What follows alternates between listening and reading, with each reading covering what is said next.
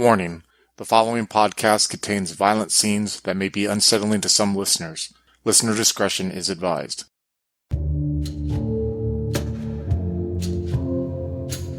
The post-Civil War landscape of the American West offers escape and opportunities to many new immigrants who come to the country's shore. A few of them brave the journey to the camp town of Missouri Crossing, each looking for a new lease on life in the Dakota Territories. Join the settlers of Missouri Crossing, including Gregory Smith, played by Joaquin, Sister Margaret Miller, played by Monica, Bjorn Haggman, played by Chris, and Craig as the Keeper of Arcane Lore, as we explore the horrors that await us on Down Darker Trails.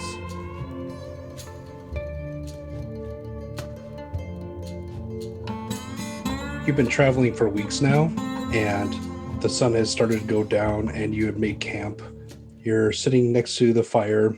Some of the cowboys have brought out their banjos and mouth organs, and a little bit of prairie music echoes into the darkness. Sister Margaret, you've taken to sleeping somewhat near the covered wagon, as it were, and you're looking across, lying on your side. You have a little blanket over you, and you are kind of half-heartedly listening to Mrs. Smith as she's reading from a well-worn book. You're starting to drift off. You see that Gregory is basically basking in the reflection of being read to, as has been his wont these past few weeks. You see Bjorn and his son are next to the fire. It's already going low. There's a little bit of light snoring coming from his son, Johan's body. And then you just start drifting a little bit. Mrs. Smith continues. Mimes in the form of God on high, mutter and mumble low, and hither and thither fly. Mere puppets they, who come and go, at bidding of vast formless things, that shift the scenery to and fro, flapping out from their condor wings, invisible woe. Bjorn, you hear the horses in the distance. They're mostly lowing next to the cattle, but you kind of feel that something's not quite right with them. I'm going to get up for a second quietly as to not awaken my son and cause any distress. Is it just kind of like all of us and our families by each other? Or are there a lot of people around us right now? Or Yeah, I mean, it's mostly you and your families. There's a handful of cowpokes and some of the mission workers. There's a few of the cowpokes are on watch over the herd as they're kind of resting in the fields of the prairie. So I'm going to kind of slowly make my way towards where the horses are, but kind of move slowly as to like not give away my position in case there is someone there, and just make sure that nothing's out of place. Johan turns over slightly in his sleep, but his heavy breathing reassumes as you make your way to do your check on the horses. Gregory, you're feeling very warm and comfortable right now.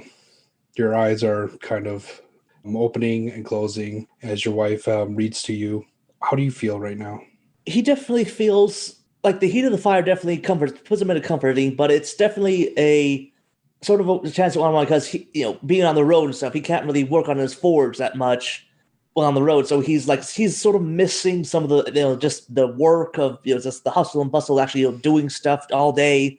So now that he's haven't been forced to sort of be on the road all day, essentially, he is somewhat tensed up. But moments like this really help him to sort of unwind from the day. Sister Margaret, you're listening to Mrs. Smith kind of half in and out as you're slowly falling asleep, but then you kind of awake with a start. You smell something.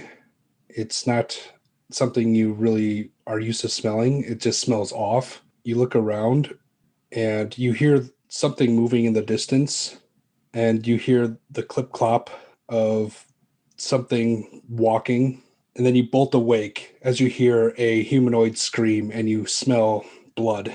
2 months earlier, it is the spring of 1867.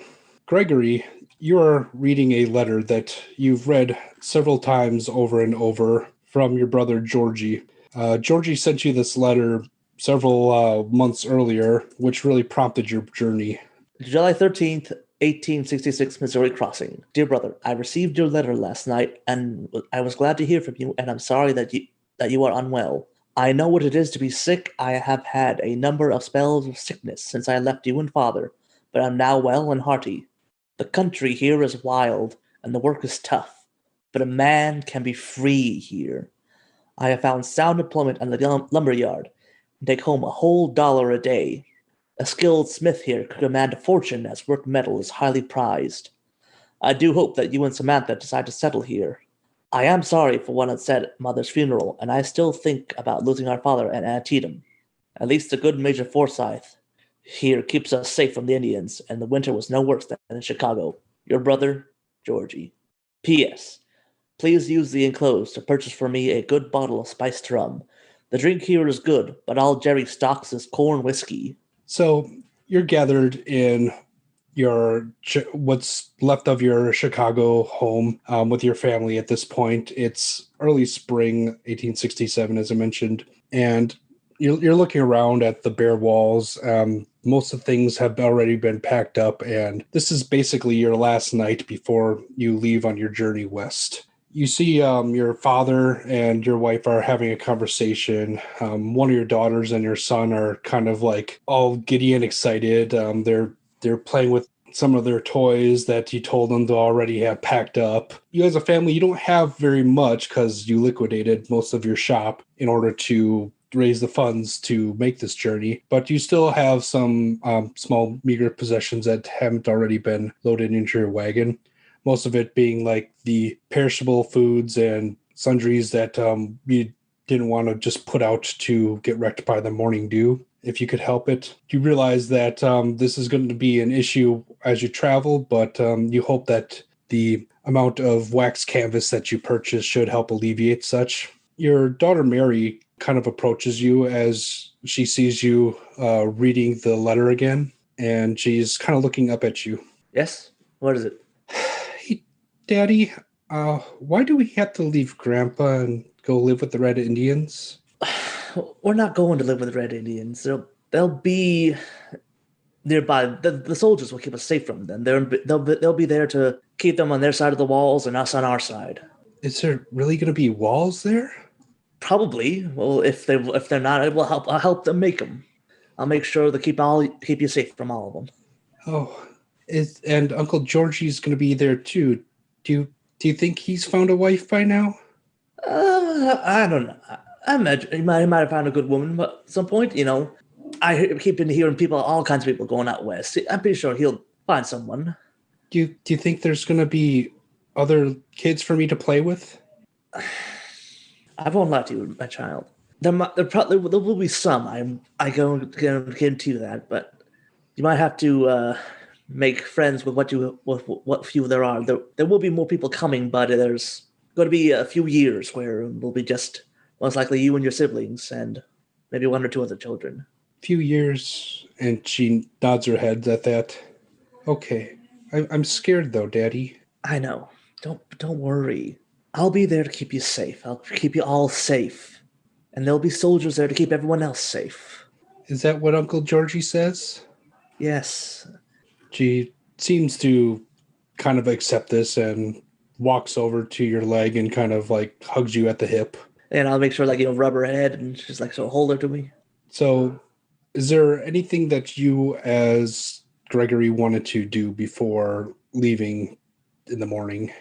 I think definitely he'll before he leaves, he'll go go one last slow look around the place, look at all the cold forges, all the missing tools and stuff. Just look down the street towards where he knows what the big iron foundries are starting to be popping up more and more. Yeah, and you smell the sulfur that even at this time of evening, they're still smelting away, and it's progress. That's what America is doing right now, but it still feels like you're being pushed out, and you're you notice all the discolored patches on the walls of your city apartment, and where crosses or family photos used to hang, and it's weird how different it looks already, even though you haven't quite left it. Is there anything that's bugging Gregory about this trip? Yes, he is a little bit worried. He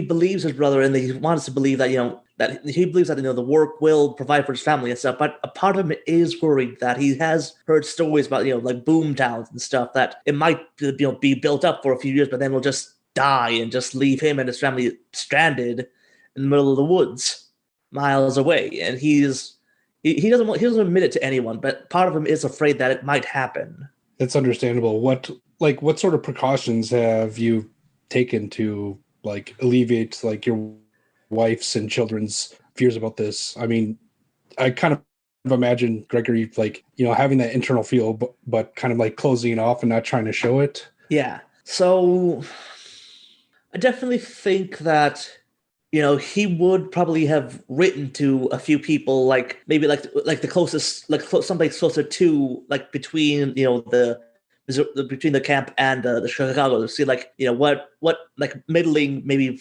bigger town or city would be between the two. So if they do need to leave or something, that there's someplace they can go to afterwards. Yeah, just looking at the map, you do realize that Minneapolis and St. Paul is a pretty populous place at this point. So worst case, that is a waypoint. And so he's if the worst does come down, there is a place we can go to, that we're not just going to be living in the woods and the fur trappers and stuff. Yeah, which essentially you still might, even if you make it there, be living in the woods with fur trappers.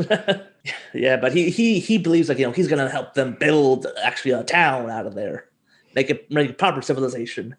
Yeah. Does Gregory have any regrets about leaving?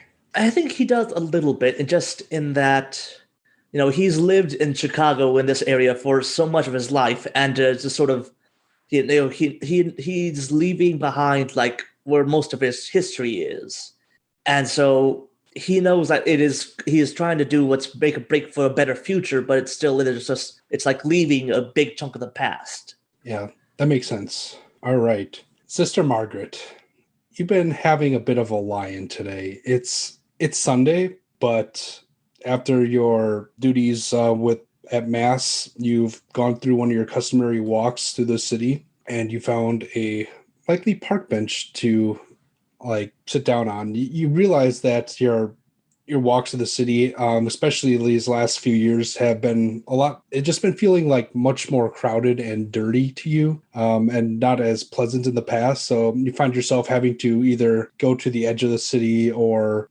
maybe to a park where hopefully there's not a lot of dangerous transient folk just biding their time. But either way, it's a lot more work for you to kind of get the peace that you once had from your walks here. How are you feeling?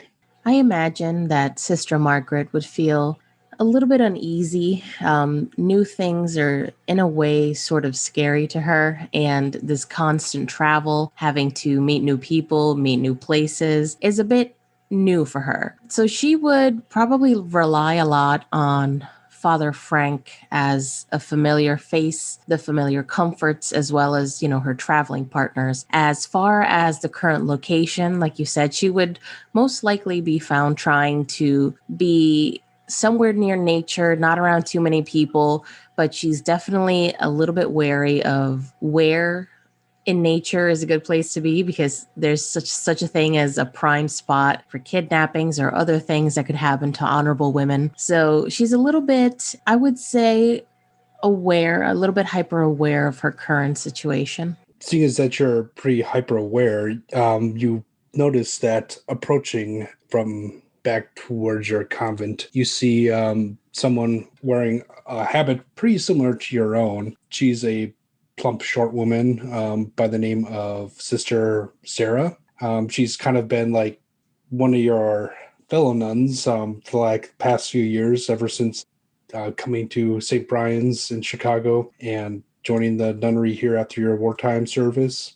And she kind of comes up to you. Oh, Sister Margaret. Oh, where have you been? Oh, I was just taking a walk. Is everything okay, Sister Sarah? Oh, bless my heart. I hope so. It just... Mother Superior has been looking for you, and she's not happy. Oh, dear. Am I in trouble? Well, I don't see how you can get any more trouble. And she kind of smiles a bit at you. Margaret gives her a little bit of a sheepish smile and says, I didn't do anything this time, I swear. I was just out on a walk. Rightfully so, but perhaps it's best that we not keep Mother Superior waiting. As you say, lead the way, please. And she kind of like turns and kind of waits for you to stand up and start following her. And she keeps turning back around to make sure that you're still following her. And she's just like looking just kind of worried and just really anxious for some reason. But you approach the convent at St. Brian's, and you make your way back behind the rectory and to the place where Mother Superior has her office. What are you kind of anticipating is going to be happening at this point? I believe at this point there would be a fair bit of anxiety coursing through Sister Margaret, wondering what it is that she could have possibly done wrong. And in her mind, she's keeping a sort of inventory and going through it of whatever petty sins she may have done this week. It could be maybe she had a little bit too much of a sip of communion wine, or maybe she took a bit of a longer walk and a longer nap. So maybe she skirted duties around the convent cleaning up. So she's kind of keeping inventory of that, flipping from thought to thought, trying to see which one is going to get her in trouble. So you approach the office door and you see one of your friends from the convent. Her name's Sister Michael, and she's kind of sitting at a chair outside the office, and she kind of is biting her nails a little bit. And when you notice her, she quickly pulls her hand away from her mouth and kind of closes her eyes for a second, then looks down at the ground. And you could see through the crack in the door, Mother Superior she's not a huge woman, but she has one of those like bigger presences, if you understand what I'm saying, like a big personality, and she kind of like commands a lot of fear and respect from some of the other nuns in your organization. What do you do?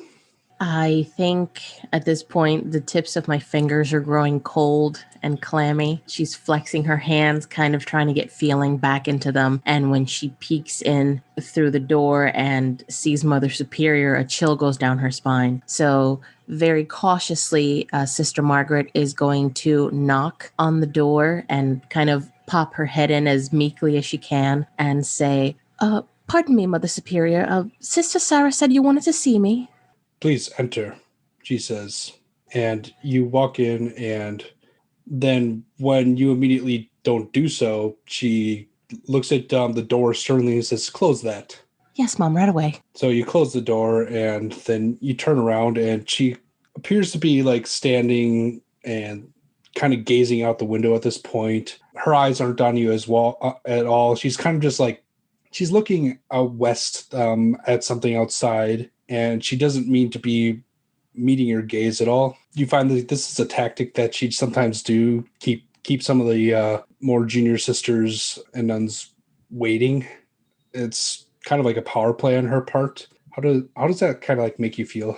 Incredibly nervous. Sister Margaret is, the more that this is dragged out, the more that she's thinking on even more petty sins that she may have done. And she's getting that telltale heart urge to just confess everything, but she's afraid to confess everything in case it's something completely unrelated and she just kind of gave herself up. So she's going to very carefully and quietly kind of skulk her way up to Mother Superior's desk, stand in front of it with her hands clasped in front of herself, head bowed, looking at her, at the edge of the desk, and just wait for someone to address her. And the uncomfortable silence just continues on much longer than you would care for it to. But almost as if you passed the test, Mother Superior, still gazing out the window, addresses you and says, Sister Margaret, your laziness has been noticed. One of your age should be setting a better example for your younger sisters. I mean, Sister Michael has been covering for you long enough. Can you explain what has been going on? Mom, I'm not really sure. Are you... What is this in regards to? Is it because I took a long walk today? What do you think it is regard to? At this point, Margaret is starting to feel a little sweaty around her hairline, and she is kind of fiddling with her cuticles and kind of holding onto her cold fingers. I can't say I'm really sure, ma'am. I was just brought here after my walk. I did do all my duties this week. Was there something I missed? She turns to face you, and her eyes seem to pierce you and like kind of stare into your soul. You almost feel sorry for whatever she must have been staring at outside the window, because this is a stare like you've had it before and you don't like to get it often, but she's just like kind of judging your statement and kind of seems to be like considering her next move. Eventually she speaks up again and says, Sister Margaret, what exactly are you looking for out of your time here? That throws her off guard for a minute, and now she's feeling very petrified, like a child that's getting scolded by the parents, being caught red-handed doing something. So she straightens up and her hands are balled up into tiny fists just so that she can kind of feel something, her short nails digging into her palms. And she says, Ma'am, of course, I'm here to grow closer with our Lord and to preach his wonderful word of love and acceptance. What does that have to do with anything? Is this what you truly want? To preach? Isn't this something more suited for our brethren? Do you think it is a woman's place to spread the word of God? I believe the love of God is in my heart so loudly that I have to just preach from the mountaintops, preach to anyone who will hear me. And while, yes, it's traditionally a job for the brothers, I do believe I can assist with the women and the children in travels. She draws a deep breath and seems to consider your words. Well, I cannot blame you for wanting to get out. You do preach very loudly, and do very many other things loudly as well. Frankly, I find that quite annoying, and we are not here to scare people away from Mother Church's embracing arms. Would you agree, sister? Yes, of course. Of course I agree. I do apologize if my tone is perhaps too loud. I can make myself smaller. A woman of God should be meek and humble, for that is how you set the example. Of course. And she turns, and you feel like weight lifted from you as her gaze comes off you for a second, and she kind of takes a slight turn and gazes out the window again. Look there. What do you see? Margaret takes a step closer and kind of leans over the desk to look out the window, half expecting to see a bunch of birds turn into stone from Mother Superior's Gorgon stare. I'm not quite sure what you mean, Mum. I see life, I see gardens, I see animals. Specifically over there, and she indicates, you wouldn't have noticed it because it's kind of like there's a bunch of like crates and boxes and barrels and wagons kind of like lining the side of the street, almost right up against the side of some of the buildings. And for a second, you kind of thought it was the buildings themselves, but now you notice a lot of the carts have people moving around in them and loading them up, which you feel like this is like kind of an odd occurrence for it being a Sunday, for so much physical labor to be going on.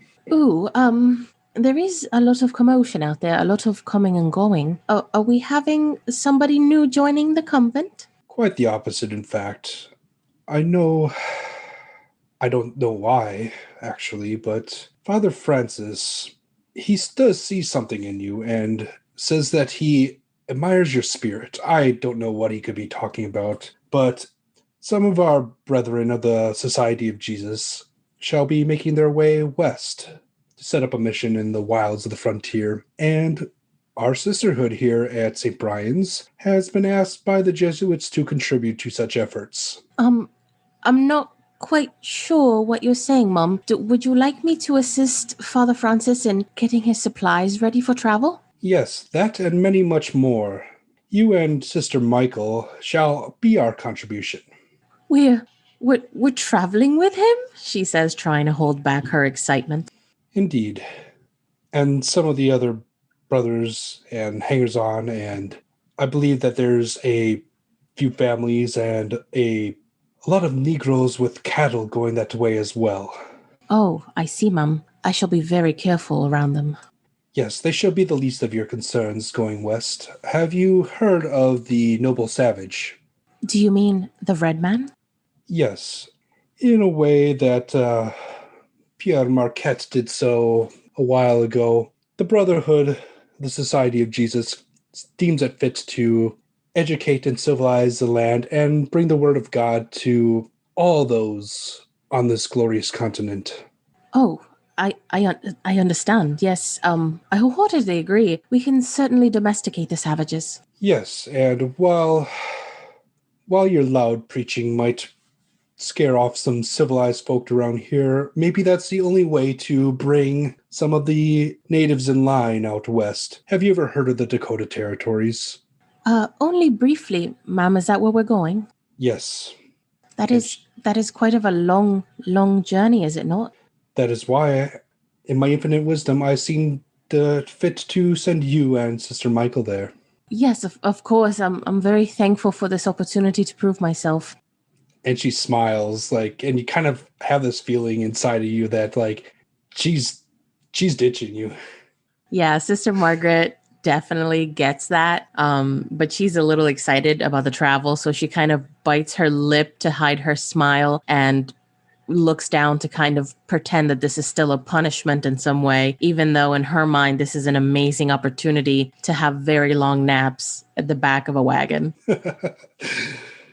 Yes.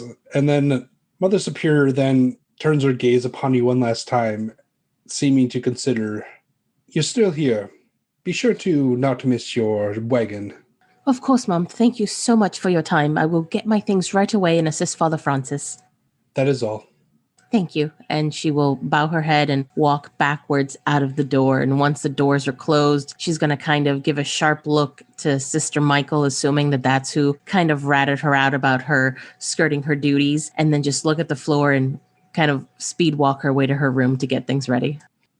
Okay. And you don't really have a whole lot to get ready, but is there any additional preparations or things that you'd like to do before leaving in the morning? She would just take extra care to pack up her Bible, her rosary. She'll grab a few extra printed Bibles if there are any for, any children that she may encounter. And she'll see if she can talk to any of the other nuns around. She'll see if she can talk to any of the other nuns around to see if there's any words of the native languages that she needs to be aware of. And then other than that, she'll just be on her way to Father Francis to help him out. All right. And again, most of the sisters that you run into seem incredibly shocked that you are being sent away, and they wish you well, tell you that they'll pray for you, but they have no idea what sort of like languages or words the natives might speak. And some just say that there's a overarching native tongue. Some say that there's every village has its own tongue, and that they would be terrified to go out and settle these unpopulated lands. Bjorn, you and your son have been living at the workhouse for a few weeks. It's a very small, cramped bunkhouse attached to a cotton mill that you've been getting itinerant work with for the past few weeks, and it's incredibly crowded. There's dozens of men, women, and children just living in these sort of bunks that have been crammed together. It's always very noisy. It's always incredibly bad smelling. There's no room or privacy to speak of. But this is the work that you've been able to find for the past few weeks since coming here. You've been making your way west as well as you can over the past few months, ever since arriving by steamer ship last fall. But there wasn't a whole lot you could have done over the winter, and it just so happened that this is probably the best wayside in Chicago that you could have possibly hoped for, even though you're basically living hand to mouth as to avoid dipping into your savings. You feel probably pretty terrible about having to have your son work in such dire conditions. The safety in a cotton mill is atrocious, and a lot of times you've seen some fellow workers mangled or injured on the job. You're always breathing in tiny fibers that make your lung itch. There's smoke from a smelting plant next door. You always feel like every night you wake up covered in this grime, and every day when you get back from your shift at the mill, that grime has been coated in this like fibrous material, and it is not the wildness of America that you had hoped for. So you're looking for just like anything that you can to further your way west. But at this point, this night, you managed to scrape off some of the filth, and you made your way, leaving your son in the care of others for a bit, and you've made your way to a haunt that you found over the past few weeks, where your origins or your state of poverty, as it would be, although you're not incredibly poor, you've been pretty frugal in your efforts to finance your trip. So it may have kind of made you seem like of a lower class than you actually are in that nature. But you make your way to one of these haunts where they sell a lot of corn whiskey and women sell themselves. And you have decided to find comfort in the arms of one of the women who had decided to sell her services to you.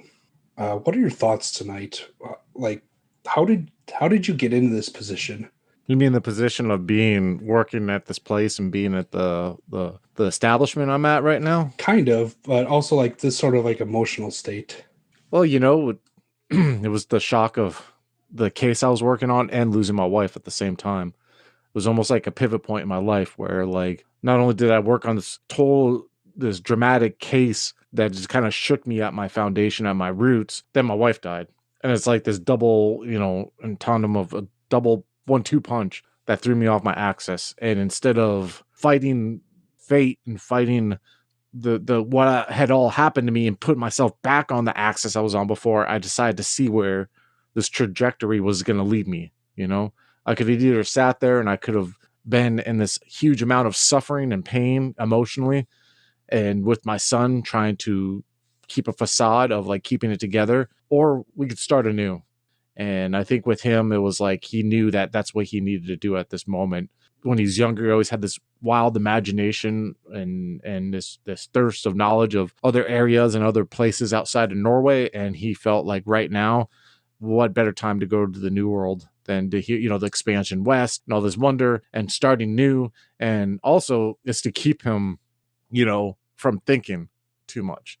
And I think right now with him working at this cotton mill, he's probably starting to feel the itch where it's like, okay, he's becoming too stagnant. You know what I mean? Like this, not so much for the work, but for so much like his progression has stopped.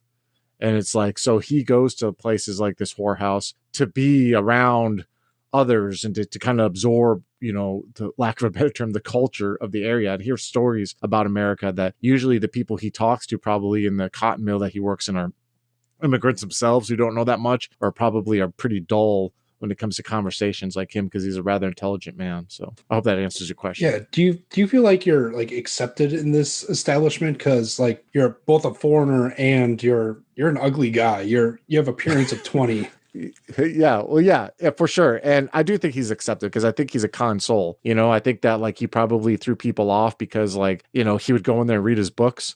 And he may have a drink occasionally and read a book. And the reason he did that is because most establishments won't let him in there because he's an immigrant and he's ugly and he was dirty. And like you said, he's frugal with his money right now. He's saving his money. What better place to get a cheap drink at a moment away from, the cramped confines of the cotton mill area where he works into a whorehouse. And like I said before, he occasionally may sleep with one, but it's not like something he does regularly. He's just mainly there. And I could see totally where probably these women have grown comfortable around him because he has this genuine curiosity about everyone's backstory and where they came from. And, if you want to, you could tell your whole life story to him and he would be totally willing to listen because he feels like he's learning from it, Yeah. And despite your less than attractive appearance, you've kind of got sort of an acceptance here. And while you would have preferred to just stay in and with one of the ladies' chambers for a bit and, chat some more, she kind of like had to eventually push you out because it's either she's going to charge you again or you need to get out so she can make some more business going on. So you kind of like, stinking of sex and sweat and grime, you kind of leave the area and like prop open your book at the bar probably and have some cheap watered down beer.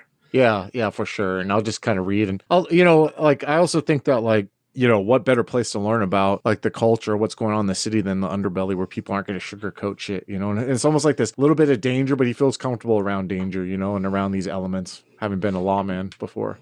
Yeah, and as you're both, it's like an odd thing because like even today bringing a book into like a social setting, either you send some signals like either like, hey, I'm intelligent, or I don't want to be bothered. But either way, like it's like nowadays bringing your laptop to a coffee and like to start writing and stuff, like you're there, and like you have bought a drink, and you're not just like schmooze. You bought drink, you bought the services of a woman tonight, so the proprietor hasn't tried to kick you out or anything, but you can see this is a place of social gathering, of business, of commerce. Like shady deals are being made in the table. Like you hear rumors of local politicians doing pretty corrupt things, and it kind of reminds you of back home, and just further makes you want to continue heading west and leave this area behind. But you do hear a man wearing he's like wearing like a light gray like button down shirt and some dungarees, and he appears to be incredibly clean, which is a rarity in this part. And you notice that he's been doing like talking to the man behind the bar, and he seems to be ordering like hard alcohol, but he's asking for it to still be in barrels and cases, and some small beer and stuff. And he's like looking to strike a deal on purchasing portable liquor. I kind of look at, is he like right next to me, or is he kind of like further down the bar, or?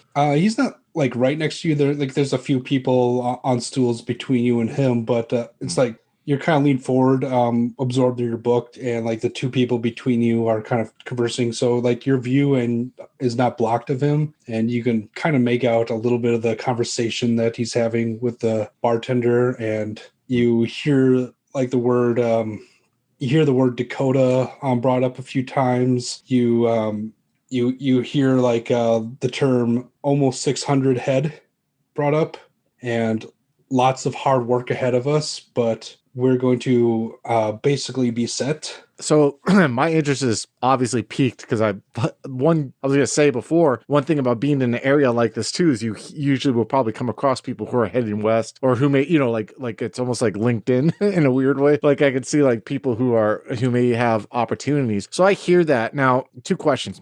One, am I familiar with this barkeep who runs this establishment? And two, am I able to tell by the conversation, the snippets I can catch, if this gentleman in the gray suit knows this barkeeper? Like, are they familiar, or does it seem like they're making introductions? So if you've been for the past few weeks, since you decided to winter in Chicago, you've been kind of familiar with the bartender. Like you caught his names a couple times, but like you're not like friends or anything, but you could definitely tell from like the body language that given out to like this was like a first introduction, and like after like a few drinks they got into like some sort of business transaction. Okay, so I'm going to close my book and put it under my arm and pick up my beer. Is there an opening to the other side of him, the opposite side that I'm on, that doesn't have people between it? Yes, it's always busy here, but it seems like a lot of the action is taking place behind closed doors, so to speak. So I'm going to go to the opposite side of him, and I'm going to listen in the conversation, kind of like rest my elbow, a little bit on there, lean back. And then I'm going to wait for like, there seemed to be a little pause, and if the bartender has to leave away, or there's a little pause in the conversation, I don't want to interrupt. And you hear the man in like the gray shirt and the dungarees say, "Are you serious? A Wells Fargo? How long ago?" And you hear the bartender start spinning this tale about a Wells Fargo carriage that just a few days ago has left Chicago and started heading west towards. He doesn't really say the name of it, but he says, that place where Lewis and Clark crossed the Missouri River. Do I know the name of that place? Missouri Crossing, by chance? Or can I roll this? Make me a history roll. Yeah, there we go. First All roll right. of the game. I know, right? So I got history 50%. So let me go ahead and roll that. Sorry, I'm all trying to find a way to interject to make a good impression here. That's what I'm trying to do here. Oh, missed it by 3. So could I spend luck? So you can spend luck, and like while you don't want to be spending luck all the time because it takes away from your very finite pool, something that's 3 is not a bad thing to do a small spend on. That's what I'm going to do. Bump it down to 32. So that gives you a regular success. Yeah, regular success. So yeah, apparently you heard of this place because, as you mentioned, Chicago's been like a waypoint for people heading west, such as yourself. And you know that during the Lewis and Clark expedition, there was a camp of Mandan tribespeople, as well as like 7th Cavalry regiments camped around there. Additionally, like you've heard rumors of a small town that's starting to spring up around that area. And it seems, filling in conversational gaps, that's where this guy in gray is heading. Oh, hey, I know that place. That's a Missouri crossing over there by the Mandan people, yeah? And like the bartender looks at you, and then the man in gray looks at you too, but he seems a bit more surprised. What are you, one of those cartographers there? And he indicates your book. Oh, no. Name's Bjorn Haggman. I put out my hand. He looks down at it, and I'm looking at him sternly. Yeah, by the way, you know what I mean? He seems to consider you for a minute, and then kind of gives himself a little shrug, and then extends his hand. Says, "Samuel Baker, you could call me Sam. I'm one of them drovers heading west now." Oh, don't you know? Hey, that's good, Sam. Nice to meet you. Yeah, I know. I'm here new to America. Yeah, I used to be a constable in Norway, where I come from. My son and I, and can't but help over to hear that you're heading up there to the Dakota Territories there. Yeah, that's right. Me and my boys, we're heading west to, finally deserve a long retirement after our years of service for our country, and we got ourselves some cattle, and we're gonna be ranchers. Ah, that's the American dream. You're in the Great War, right? He kind of looks at you for a minute and then says something like that. Oh, yeah. I'm pretty handy at the steel. Yeah. Used to be a lawman, like I said. My son and I are looking to go head up there to the Dakota Territories. And if you don't mind me asking, you have an open position. You're looking to hire any hands? Really good at riding. My son's a hard worker too. He seems to stop to consider you for a moment, and it says, "You ride." You say, "You have your own horse." Out of character. I have money to buy one, right? I don't have one, I would think, in Chicago. Do I have one in Chicago? I mean, I don't know how. I can imagine I wouldn't have anywhere to put it. Right? Yeah. So if you're trying to save money, you've been probably making your way west, like through, roads and rail. You might have had one at one point, but if you've been wintering in Chicago, you probably sold it, so you don't have to pay stable fees. But well, unfortunately, I don't got a horse, but I really good in my head, really good in my hands, and if you were to give me a horse and loan that I could use up there, trust me, I won't let you down. I'm not your average type. Don't let the appearances fool you. I'm not what you think I am. I'm sure by first impression. Well, Mr. Haggman, do you consider yourself a gambling man? I don't. No, not really. I got my son's well-being in mind, and I got my money saved up to, like you, make the American dream up there. I want to go up there and start a good life for my son. That's what I'm doing all this for. Not for myself, but for my son. Well, as noble as your intentions are, you must understand that this journey is not a sure thing, and we are all gambling men if we're going to undertake it. I don't call it a gamble when you follow a dream. You catching what I mean? This is the American dream, right? We're going up there, we're going to the west. That's what everyone is doing now. Yeah? I want to call it a gamble if you're following a dream. He seems to consider what you're saying a little bit, and then kind of turns his back, so it's his front's facing towards you, and he's kind of like is using his body position to kind of like keep the bartender out of the conversation, sort of. And then he says, Well then, Bjorn, how do you feel about working with Negroes? We're all men. I have no problem working with them. Matter of fact, I found myself and I tapped my book. I like other cultures. That's why I want to move up there, eh? We're all immigrants here, aren't we? And you say that, and many people in a desperate situation might say anything, but do you truly feel like you could work with them? Why not? You think people are courteous to me because of this? And I motion the pock marks all over my face. A lot of my suffering isn't the same as the African. It's not quite like people are friendly to me. If your first impression was any kind of indicator. No, I don't got any issues. And then he lowers his voice even more and says, how do you feel about working for one? No problem whatsoever. Who am I to be? I just kind of shake my head for a second. I'm like, no, I have no problem with it. If it follows my dream, it follows my dream. Well, let's see how real your dreams are. We're leaving at first light tomorrow, and let's see if we can rustle up another horse. But if you truly are willing to gamble, and he's ignoring your whole follow your dream speech, then you should meet us over by the south side of the city where we have our herd raising. Yeah, it sounds like a deal. Real quick, I want to ask you something before I do. My original idea was to see if I could save him money somehow on this deal for alcohol, because I knew the bartender a little bit. And I have a 60% in Persuade, but I don't know if Persuade would go with that. But I'm thinking like maybe I can like look at the bartender and kind of be like, hey, hook this man up. You know what I mean? I know that you're... Sure. Let's see. They took away the bargain skill. You have appraise. I only have 0.5 of 5%. So yeah. That's okay. Yeah.